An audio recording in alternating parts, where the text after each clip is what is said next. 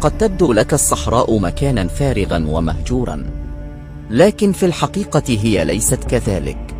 يوجد في الصحراء أخطر أنواع الحشرات والحيوانات، عقارب سوداء مخيفة، وأفاعي تتجول في كل مكان، وغالبا ما تكون صيدا ثمينا لصياد الثعابين.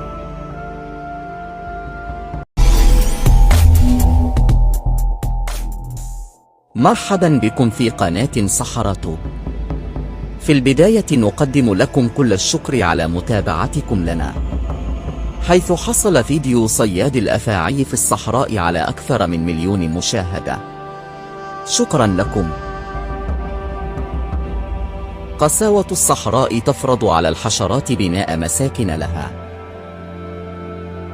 هنا عنكبوت يحفر غاره مستعملا أطرافه في نبش التراب. إنه يقدم مجهودا محترما من أجل العيش في هذا الوسط الصحراوي القاسي. وهنا عقرب أسود مخيف يتجول بحثا عن الغداء، وهو في أهبة الاستعداد لأي هجوم محتمل.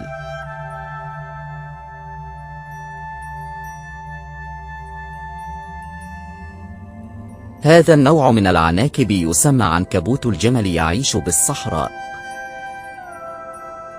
ويتعايش مع قساوة المناخ.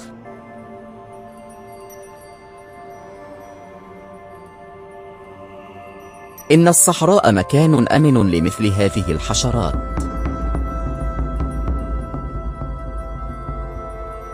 خصوصا تلك التي تملك خططا دفاعية مثل العقرب.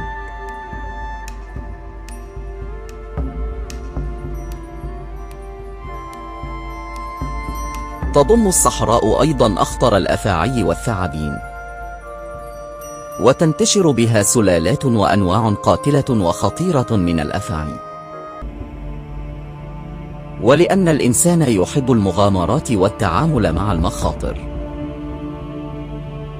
فلا عجب أن نرى الصيادين يبحثون عن الأفاعي في الصحراء،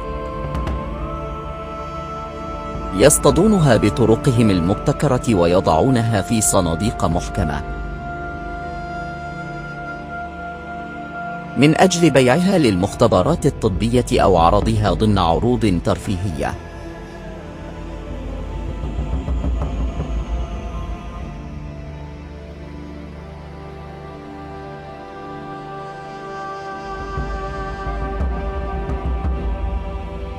إن صيد الأفاعي خطر كبير، لكن الإنسان عاشق للمخاطر والمغامرات.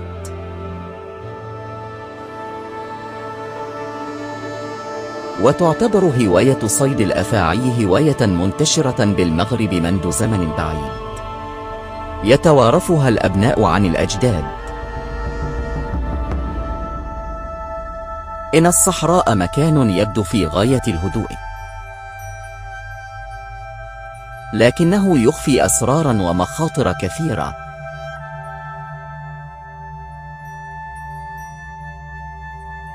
لا تنسوا الاشتراك في القناة ليصلكم كل جديد.